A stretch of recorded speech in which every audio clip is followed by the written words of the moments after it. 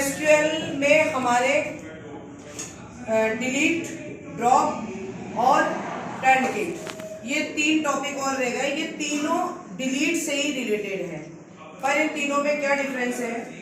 जो ड्रॉप है, उस ड्रॉप के द्वारा तो केवल जो आपका कॉलम है या एट्रीब्यूट है या आपके फील्ड है ये डिलीट होता है, ठीक है। ड्रॉप के द्वारा तो ये होता है। अब उसके बाद में है आपके डिलीट। डिलीट कमांड से क्या होता है? पूरी टेबल कंप्लीट डिलीट होती है। यानी कि अगर आपको पूरी टेबल डिलीट करनी है तो डिलीट कमांड का यूज करोगे। डिलीट कमांड का कैसे यूज करोगे? आपने ये डिलीट लिख दिया, उसके बाद में फ्रॉम जो भी आपकी टेबल है उस टेबल का नाम लिख दो। यहाँ पे डीबी ने आपकी जो भी टेबल है वो डिलीट हो जाएगी पूरी कंप्लीट, ठीक है। इसके बाद में बचा अपने टर्नकेट। टर्नकेट के द्वारा क्या होता है? जैसे फॉर एग्जांपल ये आपकी टेबल बनी हुई है, इस टेबल के अंदर आपके डाटा लिखा हुआ है, ठीक है।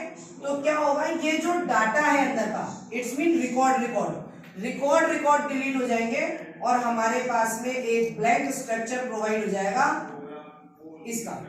बस हम पूरे स्ट्रक्चर को नहीं डिलीट करना चाहते हैं, हम कॉलम, उसके डाटा टाइप वगैरह दोबारा नहीं बनाना चाहते, केवल हम उसके अंदर का रिकॉर्ड डिलीट करना चाहते हैं तो टर्नकेट का यूज करेंगे। कोई कॉलम डिलीट करना चाहते हैं तो ड्रॉप का यूज करेंगे।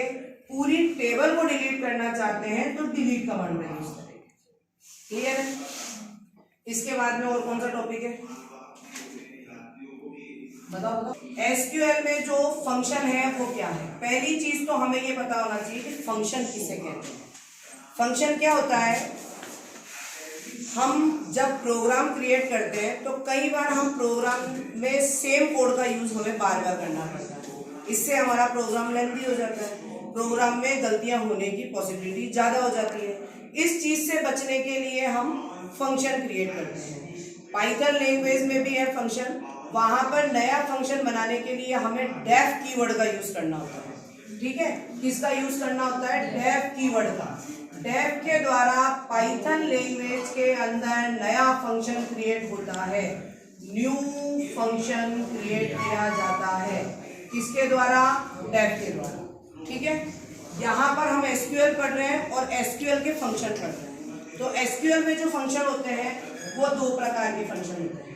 एक होता है अपनी सिंगल लाइन फंक्शन, ठीक, और दूसरा होता है अपना multi line function.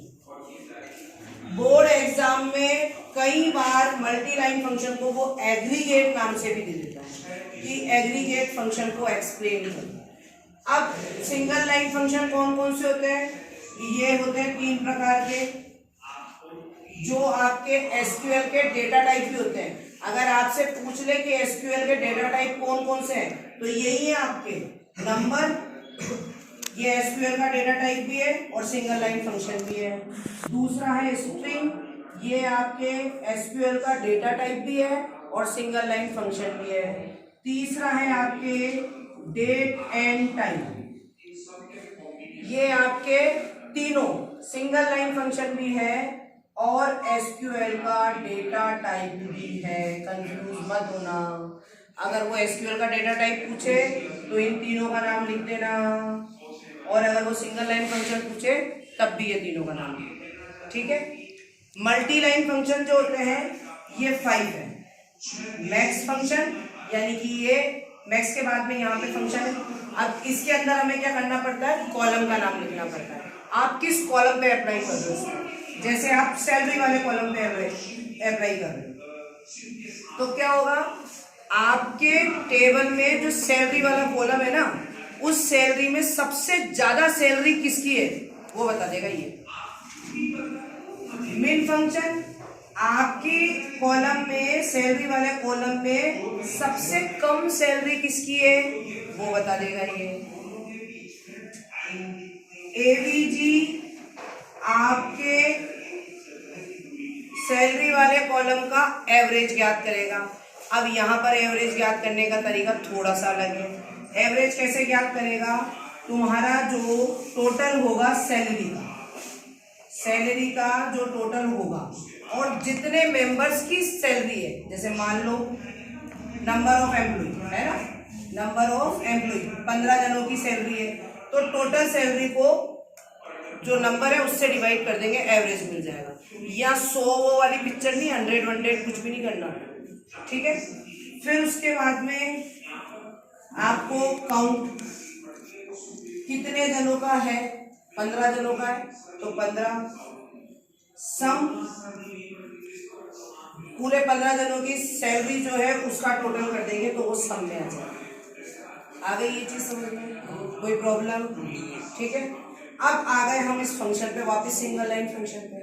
Single line function में बहुत सारे फंक्शन है, जैसे एक एक करके देखेंगे। एक दे रही है single line function, single line में भी नंबर में भी पहला राउंड, सेकंड नंबर है पाव, बोले तो पावर, ठीक है, और थर्ड फंक्शन था मोड, ठीक है। राउंड फंक्शन का यूज राउंड फिगर में लिखने के लिए किया जाता है। जैसे आपको यहाँ पर कोई वैल्यू दे दी 3, 2, 4, 5.6